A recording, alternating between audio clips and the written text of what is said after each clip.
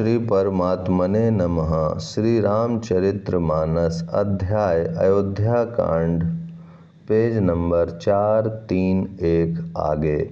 अनिष्ट शांति के लिए वे प्रतिदिन ब्राह्मणों को भोजन कराकर दान देते थे।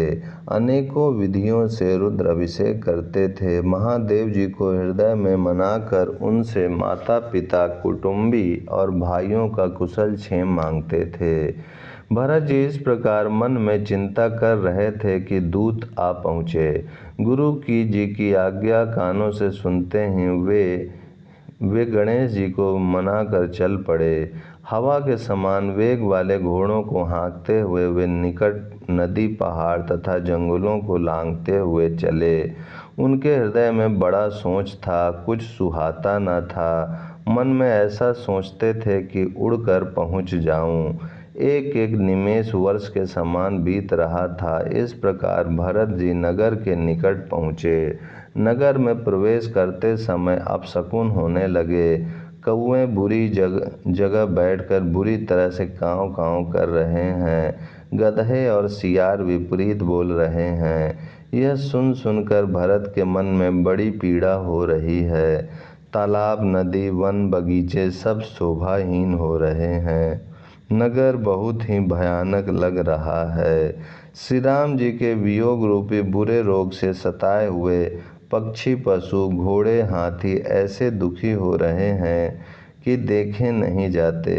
नगर के स्त्री पुरुष अत्यंत दुखी हो रहे हैं, मानो सब अपनी सारी संपत्ति हार बैठे हों।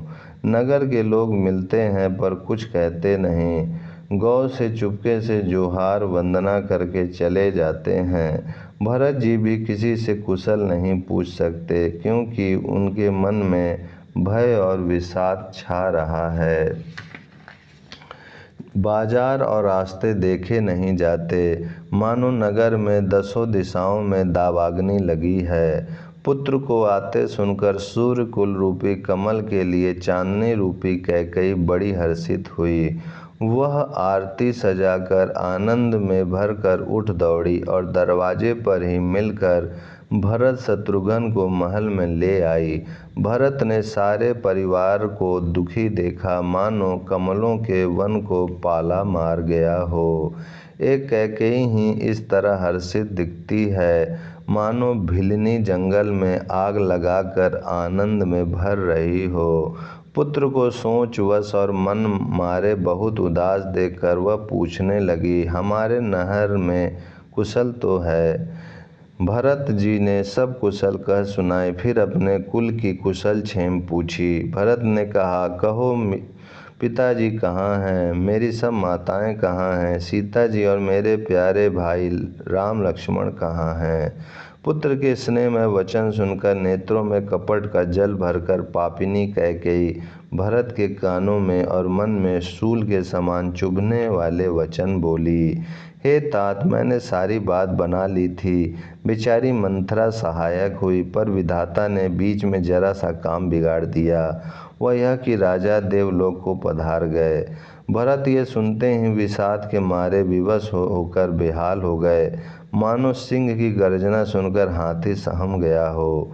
वे तात तात हा तात पुकारते हुए अत्यंत व्याकुल होकर जमीन पर गिर पड़े और विलाप करने लगे कि हे तात, मैं आपको स्वर्ग के लिए चलते समय देख भी ना सका। हाय, आप मुझे श्री रामचंद्र जी को सौंप भी नहीं गए। फिर धीरज धरकर वे संभल कर उठे और बोले, माता पिता के मरने का कारण तो बताओ।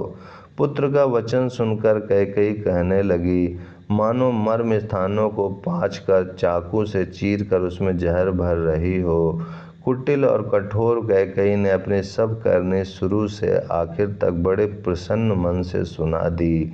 श्री रामचंद्र जी का वन जाना सुनकर भरत जी को पिता का मरण भूल गया और हृदय में इस सारे अनर्थ का कारण अपने को ही जानकर वे मौन होकर स्तंभित रह गए, अर्थात उनकी बोली बंद हो गई और वे सन्न रह गए। पुत्र को व्याकुल देखकर कैकेयी समझाने लगी, मानो जले पर नमक लगा रही हो। वह बोली, हे तात, राजा सोच करने योग्य नहीं है। उन्होंने पुण्य और यश कमाकर उसका पर्याप्त भोग किया।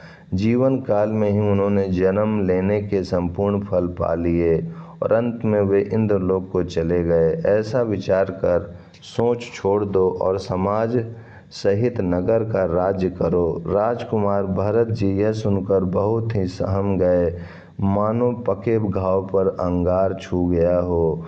उन्होंने धीरज धरकर बड़ी लंबी सांस लेते हुए कहा, पापिनी, तूने सभी तरह से कुल का नाश कर दिया। हाय, यदि तेरी ऐसी ही अत्यंत बुरी रुचि दुष्ट इच्छा थी तो तूने जन्मते ही मुझे मार क्यों नहीं डाला। तूने पेड़ को काटकर पत्ते को सींचा है और मछली के जीने के लिए पानी को उलीच डाला, अर्थात मेरा हित करने जाकर उल्टा तूने मेरा अहित कर डाला। मुझे सूर्यवंश सा वंश दशरथ जी सरीखे पिता और राम लक्ष्मण से भाई मिले, पर हे जननी, मुझे जन्म देने वाली माता तू हुई। क्या किया जाए, विधाता से कुछ भी वश नहीं चलता। अरे कुमति, जब तूने हृदय में यह बुरा विचार निश्चय ठाना, उसी समय तेरे हृदय के टुकड़े टुकड़े क्यों ना हो गए। वरदान मांगते समय तेरे मन में कुछ भी पीड़ा नहीं हुई, तेरी जीभ गल नहीं गई, तेरे मुंह में कीड़े नहीं पड़ गए। राजा ने तेरा विश्वास कैसे कर लिया। जान पड़ता है विधाता ने मरने के समय उनकी बुद्धि हर ली थी। स्त्रियों के हृदय की गति चाल विधाता भी नहीं जान सके। वह संपूर्ण कपट, पाप और अवगुणों की खान है। फिर राजा तो सीधे सुशील और धर्मपरायण थे, वे भला स्त्री स्वभाव को कैसे जानते।